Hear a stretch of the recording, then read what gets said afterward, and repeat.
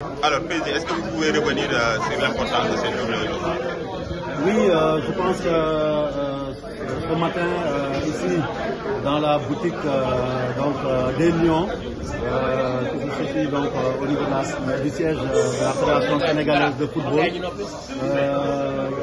nous avons eu le plaisir, le comité exécutif dans son ensemble, comme moi-même, d'accueillir nos Lions U20.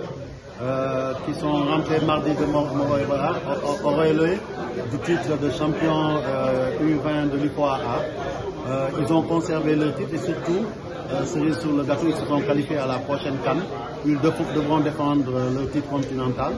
Et cette présentation méritait d'être mise en exergue et nous en avons profité aussi pour leur octroyer une prime de performance d'un montant de 1 500 000 à chaque membre de la délégation. Je pense qu'aujourd'hui, cette équipe U20 est en train de perpétuer depuis une dizaine d'années ce que nous connaissons du football sénégalais avec un football de l'équipe A qui vit au sommet, avec des résultats exceptionnels depuis 10 ans, mais aussi un football de jeunes, un football féminin, un beach soccer qui tienne la dragée haute et qui continue d'être performant et qui font du football sénégalais un football de référence reconnu par le public sénégalais, par les autorités sénégalaises, mais aussi au niveau continental et au niveau mondial. Et je pense qu'il est important de saluer cette performance des jeunes, de leur donner en guise de motivation ces primes de performance et de les encourager à persévérer parce qu'ils n'ont fait qu'à la moitié du chemin. Le souhait aujourd'hui, c'est qu'ils retournent à la CAN. Le challenge sera difficile parce que nous serons attendus, mais qu'ils essaient de préserver leur trophée. Sur cette prime de performance aussi, ce qu'il y a à dire, c'est que ça a été un montant pour nous consistant, c'est vrai, dans un contexte actuel où financièrement c'est difficile pour tout le monde, mais je pense que j'ai parlé tout à l'heure de la dialectique performance, motivation. Quand des jeunes sont en mission pour le pays, font du résultat, il faut les motiver pour que cette motivation suscite une émulation particulière pour les échéances à venir. Et c'est pour ça que nous avons décidé tous ensemble au niveau du COMEX de leur octroyer ce montant de 1 500 000 et surtout de leur assurer la pleine décision du COMEX de les accompagner encore davantage dans leur préparation pour la prochaine CAN U20, donc nous ne savons pas où ça se jouera. À côté de cela, nous avons salué quand même le travail accompli par le coach Serigne Saliou Dia et son staff. Et aujourd'hui, c'était pour magnifier le fait qu'on l'oublie souvent. Il a été le premier à apporter au Sénégal son titre continental avec les Jeux africains de 2015.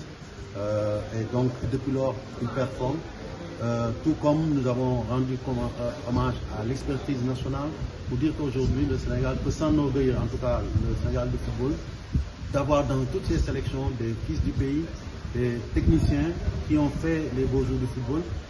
On peut même remonter à très loin, depuis Amaratra jusqu'à maintenant, nous avons le Sénégal de football a toujours été fidèle à son expertise technique, avec une DTN qui travaille sur qui ont fait les beaux jours du football.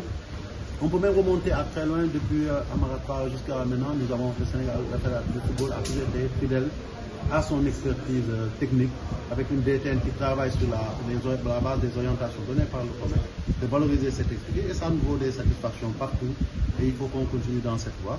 Et ça a été l'occasion aussi, je pense, de rendre un vibrant hommage au coach Aliou Cissé qui vient de nous quitter dans les conditions que vous savez.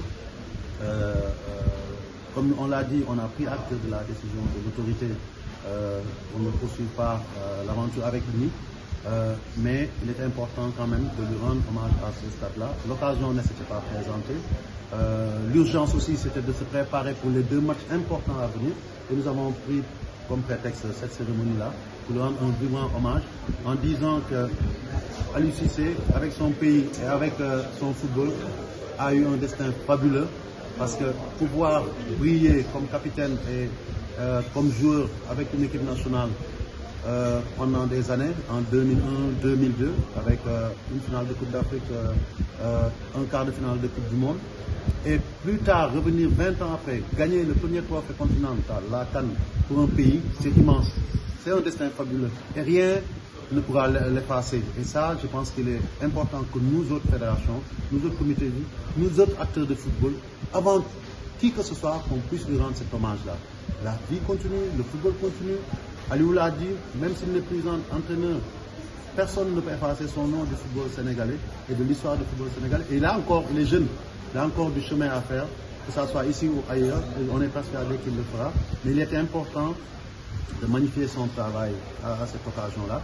Et surtout de dire, comme je l'ai dit, son acte le plus fort, ça a été de réveiller le champion qui sommeillait dans tous les Sénégalais. On le sait, pendant 60 ans, on nous a toujours crédité d'une qualité du footballeur sénégalais à nous autres pareil. Et à chaque CAN, alors qu'on ne gagnait jamais, on nous faisait favoris d'office, sans que ça soit été par nos résultats.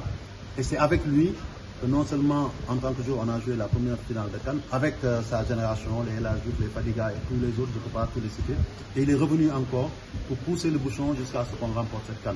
Et cette personne-là, je pense, a su déceler et pousser le Sénégalais dans ses derniers retranchements en termes de potentiel pour que nous tous on prenne conscience que nous sommes un pays de champions. Et aujourd'hui, quand il a ouvert la voie avec son équipe, cette génération exceptionnelle aussi qu'il a su forger, unifier et pousser aussi dans ses derniers retranchements pour qu'il fasse le résultat, on a vu que derrière, c'est comme si c'était un fleuve dont comment on dit, le barrage s'était brisé.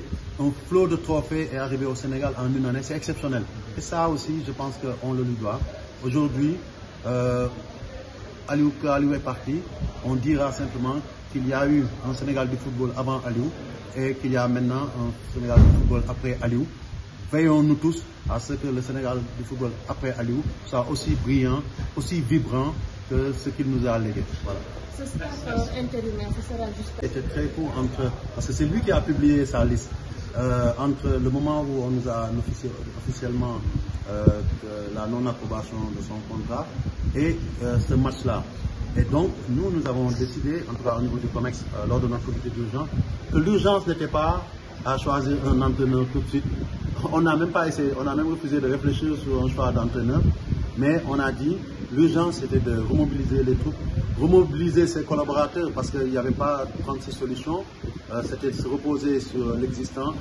Des gens non seulement qui ont de la qualité comme Aliou, mais qui ont travaillé avec lui, qui connaissent la tanière, que les joueurs connaissent et qu'ils connaissent pour continuer cette mission sur ces deux matchs importants. Et aujourd'hui, la seule urgence qui vaille dans nos têtes, c'est de gagner ces deux matchs pour nous qualifier, mettre le Sénégal sur l'orbite de la performance que nous connaissons. Et après seulement s'ouvrira donc la période de recherche d'un entraîneur. On espère qu'on n'ira pas chercher trop loin parce qu'aujourd'hui, j'ai fait quand même l'éloge de l'expertise nationale. Je pense que mon comité ici ne me démentira pas.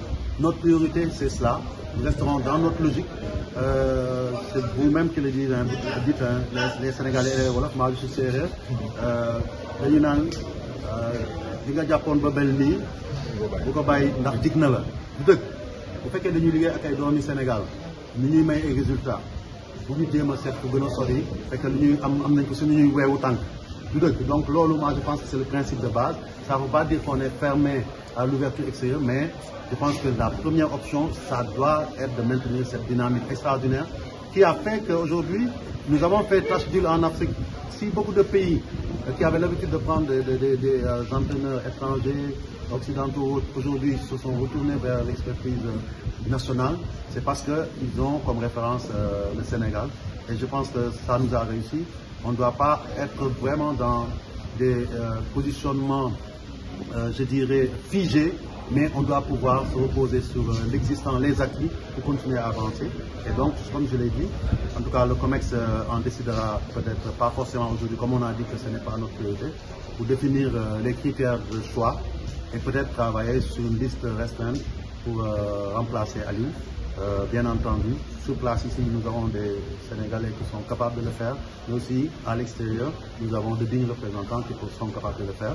Mais c'est un choix qui devra être fait. La fédération le fera en relation avec l'autorité, parce qu'on sait que l'autorité est donc le tiers payant dans ce domaine-là, et que aussi, c'est l'autorité qui nous a délégué son pouvoir. Il est important qu'on soit face sur les choix, sur les orientations, et à chaque fois que de besoin, moi je me retournerai vers notre tutelle pour savoir ce que l'État pense par rapport au choix de ce futur entraîneur-là. Voilà, je vous remercie. Merci beaucoup. Merci, Président.